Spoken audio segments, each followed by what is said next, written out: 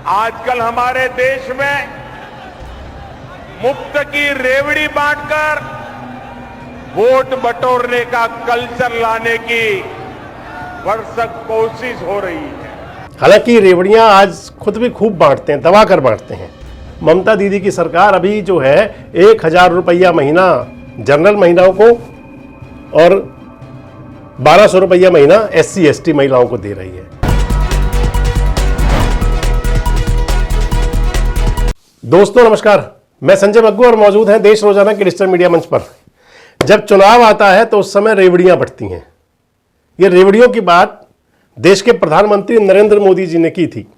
आजकल हमारे देश में मुफ्त की रेवड़ी बांटकर वोट बटोरने का कल्चर लाने की भरसक कोशिश हो रही है। ये रेवड़ी कल्चर देश के विकास के लिए बहुत घातक है। इस रेवड़ी कल्चर से देश के लोगों को और खास करके मेरे युवाओं को बहुत सावधान रहने की जरूरत है। हालांकि रेवड़ियां आज खुद भी खूब बांटते हैं, दबा कर बांटते हैं। वैसे आप इसे बता दूं कि जहां जहां चुनाव होना हो वहां रेवड़ियों की सौगात शुरू हो जाती है।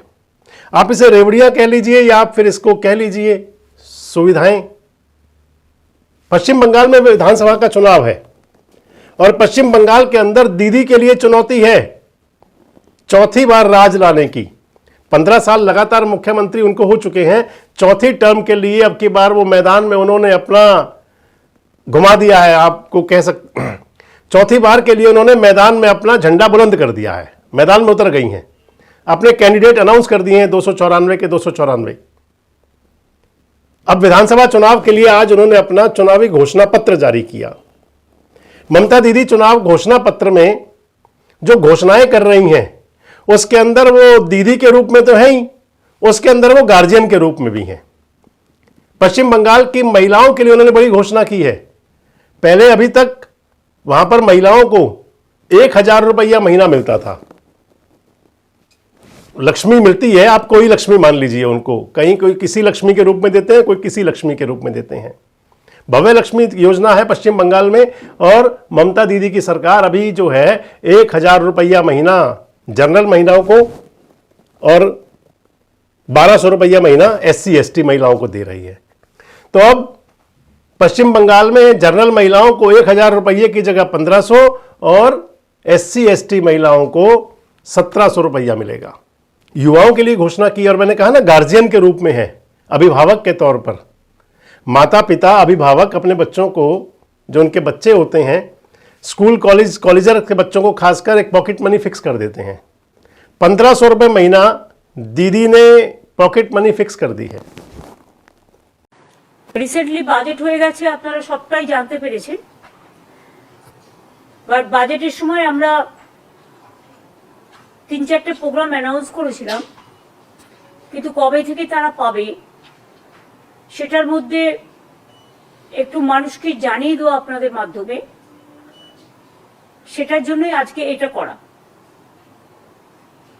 বিশেষ করে যুব সাথী যে প্রোগ্রামটা আছে, যে স্কিমটা নতুন করে লঞ্চ করা হয়েছে মাধ্যমিক পাশেদের জন্য, মাধ্যমিক পাস যারা করবে 21 থেকে 40 বছর, তাদের যেমন পরিষ্কার বলা হচ্ছে যে তারা যে কোনো স্কলারশিপে পেতে পারে, সে ঐক্যশ্রী হোক, মেধাশ্রী হোক, স্মার্ট কার্ড হোক বা শিক্ষাশ্রী হোক বা Swami Vivekananda merit cum scholarship হোক, যতগুলো আছে সেগুলোর সাথে কোনো এফেক্ট করবে না এটা।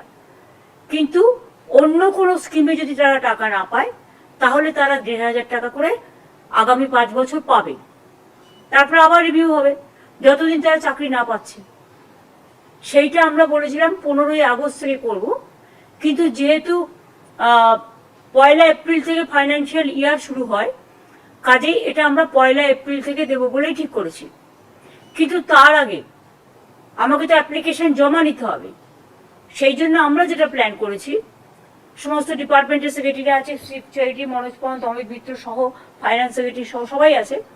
যেটা আমরা প্ল্যান করেছি যে আমরা কাগজে অ্যাডভার্টাইজমেন্ট করব এবং আমরা প্রত্যেকটা অ্যাসেম্বলি বয়েসে, যেহেতু এখন SIR নিয়ে সবাই ব্যস্ত, সেই টিমকে তো তোলা যাবে না। उन युवाओं के लिए जो बेरोजगार हैं, जिनको रोजगार नहीं मिला, यानी कि 18 साल से ऊपर का यूथ जिसने एम्प्लॉयमेंट एक्सचेंज के अंदर अपना रजिस्ट्रेशन करा लिया होगा, कुछ यही रखा जाएगा संभवतः, उनको 1500 रुपये महीना, 18,000 रुपये सालाना उनको पॉकेट मनी मिलेगी। 1500 रुपये महीना का मतलब हुआ 50 रुपया रोज, यानी कि उनको अगर अपने ऊपर कोई खर्च करना है तो कर सकते हैं, और अगर कोई ठीक करना हो तो 18,000 रुपये इकट्ठे भी मिल जाएंगे, महीने के इकट्ठे हो जाएंगे साल के अंदर अंदर अभिभावक के तौर पर।